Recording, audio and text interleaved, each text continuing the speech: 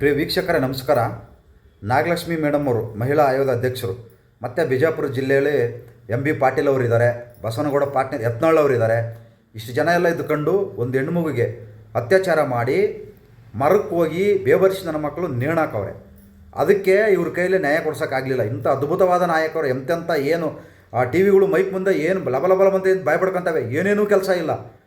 ನೋಡಿ ಇವರು ನಾಗಲಕ್ಷ್ಮಿ ಮೇಡಮ್ ಅವರು ಅಲ್ಲಿ ಹೋಗಿದ್ದಾರೆ ಬಿಜಾಪುರ ಜಿಲ್ಲೆಗೆ. 15 ದಿನ ಮುಂಚೆನೇ ವಿಡಿಯೋ ಮಾಡಿದರು, ನಾನು ಬಿಜಾಪುರ ಜಿಲ್ಲೆಗೆ ಬಂದುಬಿಡ್ತೀನಿ, ಏನೋ ಕಡ್ದು ಕಟ್ಟೆ ಹಾಕ್ಬಿಡ್ತೀನಿ ಅನ್ನೋ ಥರ.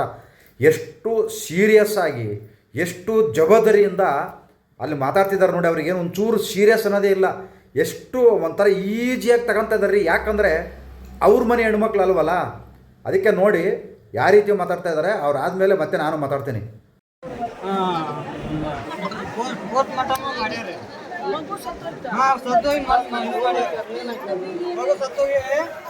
ನಿನ್ನೆ ಮೊನ್ನೆ ಸತ್ತೈತ್ರಿ, ನಿನ್ನೆ ಇವತ್ತು ಮುಂಜಾನೆ ಮನ್ ಮಾಡ್ಯಾವ್ರಿ. ಅಲ್ತಾನ ನಮಗೆ ಇದು ಕೊಟ್ಟಿಲ್ರಿ. ಮೊನ್ನೆ ಸತ್ತೈತ್ರಿ, ನಿನ್ನೆ 12 ಗಂಟೆಗೆ ಪೋಸ್ಟ್ ಮಾರ್ಟಮ್ ಮಾಡಿ ಇವತ್ತು ಬೆಳಗ್ಗೆ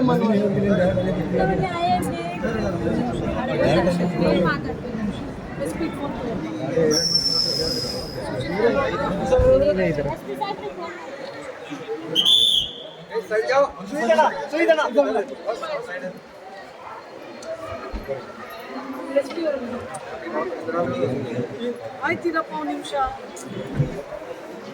ಏನು ಓದ್ತಾ ಇದ್ರು ಅವ್ನು ಯಾರು?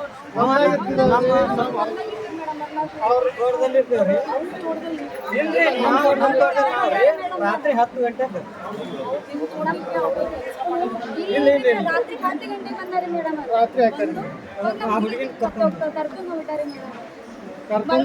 ಪಟ್ಟಿ ಬಾಯಿ ಬಂದು ನಮಗೂ ಗೊತ್ತಾಗಿಲ್ರಿ ಮೇಡಮ್. ಅವ್ರು ಕರ್ಕೊಂಡು ಇನ್ನ ಏನು ಸೇರಿಸ್ಕೊಂಡು ಹೊರಗೆ ಅವನು ಮಗುನಷ್ಟೇ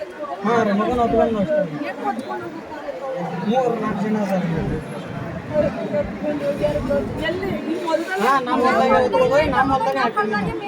ಮೇಡಮ್? ಅಲ್ಲ ಅವ್ರು ಎಲ್ಲದರು ಅಲ್ಲೇ ಸ್ಟೇಷನ್ದಾಗ ಅವ್ರು ಯಾವ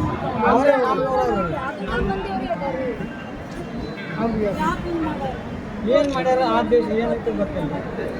ನನಗೆ ಹೊಟ್ಟೆನೇ ಅಯ್ಯಬೇಕು ಮೇಡಮ್. ಅಲ್ಲಿ ಅವ್ರು ತೆಗಿತಾ ಇಲ್ಲ ಅಂದ್ರೆ ನೆಕ್ಸ್ಟ್ ಯಾವ ಸ್ಟೇಷನ್ ಇದು? ಬಸವನಬಾಗ DSP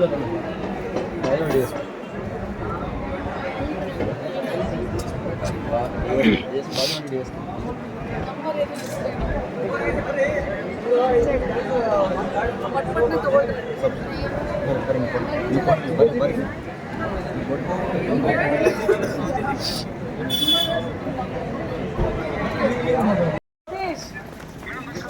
ಆ ಹೆಣ್ಮಗಳನ್ನ ರೇಪ್ ಮಾಡಿ ಸತ್ತೋಡ್ದನಲ್ಲ ಅವ ಯಾರವ? ಸರಿ ತಗೋರಿ. ಯಾಕೆ ಮಾಡೋಣ ಆಕಿಗೆ? ಬಟ್ ಇಷ್ಟಪಡೋನ್ ಯಾಕೆ ಸಾಯಿಸ್ದ? ಅವನೊಬ್ಬನೇ ಕಾರಣನ? ಅವನ ಜೊತೆಲಿ ಬೇರೆಯವ್ರೂ ಕಾರಣನ? ಯಾಕಂದ್ರೆ ಅವಳನ್ನ ಎತ್ಕೊಂಡು ಹೋಗಿ ಮಾಡ್ಲಿಕ್ಕೆ ಒಬ್ಬನ ಕೈಯಲ್ಲಿ ಆಗೋದಿಲ್ಲಲ್ಲ. ಯಾಕೆ ಸಾಯಿಸ್ತಾರ?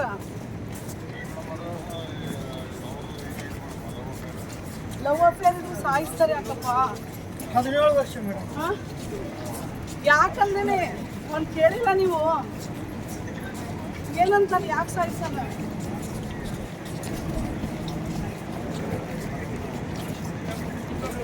ಮಗಳಂತೂ ಪೋಕ್ಸೋ ಕೇಸ್, ಅವನಿಗಂತೂ ಲೈಫ್ ಲಾಂಗ್ ಜೇಲ್ ಆಗ್ಬೇಕು ಅಂದ್ಬಿಡ್ರಿ.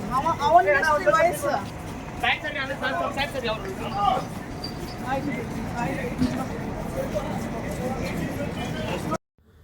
ಇಂಥ ಶಾಸಕರುಗಳು ಇಂಥ ಅಧಿಕಾರಿಗಳಿದ್ದರೆ ಯಾರಿಗೂ ನ್ಯಾಯ ಸಿಗಲ್ಲ. ಪಾಪ ಹೆಣ್ಮಗುಗೆ ಎಷ್ಟು ದಿನ ಆಯ್ತಾಗಿ ಇವ್ರ ಕೈಲೇ ಆ ಥರ ಮಾಡಿದವ್ರನ್ನ ಇವರು ಯಾರು? ನಮ್ಮ ಗೃಹ ಮಂತ್ರಿಗಳು, ಕರ್ನಾಟಕದ ಗೃಹ ಮಂತ್ರಿಗಳೇ. ದಯವಿಟ್ಟು ನೀವೇನು RSS ಜಪ ಮಾಡ್ತಾ ಇದ್ದೀರಲ್ಲ, ಮಾಡ್ಕೊಳ್ಳಿ. RSSನ ಬ್ಯಾನರ ಮಾಡ್ಕೊಳ್ಳಿ, ಏನಾರ ಮಾಡ್ಕೊಳ್ಳಿ. ನೀವು ಬ್ಯಾನರ ಮಾಡ್ಕೊಳ್ಳಿ. ಆದರೆ ಇಂಥವ್ರಿಗೆ ಈ ಥರ ಅತ್ಯಾಚಾರ ಮಾಡಿ ಆ ಥರ ನೇಣು ಹಾಕಿರೋರಿಗೆ, ಸಾಯಿಸಿರೋರಿಗೆ ನಿಜವಾಗ್ಲೂ RSS ಮೇಲೆ ಎಷ್ಟು ರೋಷ ಕೋಪ ಇದೆಯೋ ಇಂಥ ಬೇಬರ್ಸಿ ನನ್ನ ಮಕ್ಕಳ ಮೇಲೆ ಅಷ್ಟೇ ರೋಷ ಕೋಪ ಇರಬೇಕು ಅಂಥವ್ರನ್ನ ಗಲ್ಲಿಗೆ ಹಾಕಂಗೆ ಮಾಡಿ, ಇಲ್ಲ ಜೀವನ ಪರ್ಯಂತ ಜೈಲಲ್ಲಿರಂಗೆ ಮಾಡಿ, ಇಲ್ಲ ಆಗಲಿಲ್ವಾ ಯಾವುದಾಗಲಿಲ್ವಾ ರಾಜೀನಾಮೆ ಕೊಟ್ಟು ಸುಮ್ಮನೆ ಡೆಲ್ಲಿಗೆ ಹೋಗಿ ಸೋನಿಯಾ ಗಾಂಧಿ ಅವ್ರ ಮನೆ ಸುಮ್ಮನೆ ಕೂತ್ಕೊಂಬಿಡಿ, ಅಲ್ಲೇನಾರು ಕೆಲಸ ಮಾಡ್ಕೊಂಡು. ಒಳ್ಳೆ ಅದ್ಭುತವಾದ ಒಂದು ಅವಕಾಶ ಇದೆ ನಿಮಗೆ, ಅದ್ಭುತವಾದ ಅವಕಾಶ ಇದೆ ರೀ. ನೀವೇನಿವತ್ತು RSSನ ಬೆಳಗ್ಗೆ ಎದ್ರೆ ಆರ್ ಎಸ್ ಎಸ್ಸು ಬೆಳಗ್ಗೆ ಎದ್ದರೂ ಸಾಕು, ಮೈ ಕಿಳ್ಕೊಂಡು ಸಾಕು ಟಿ ವಿ ಅವರು RSS ಅದು ಬಿಟ್ಟರೆ ನಮ್ಮ ಕಣ್ಣಿಗೆ ಯಾವುದು ಏನೇನೇನೇನೂ ಕಾಣ್ತಾ ಇಲ್ಲ.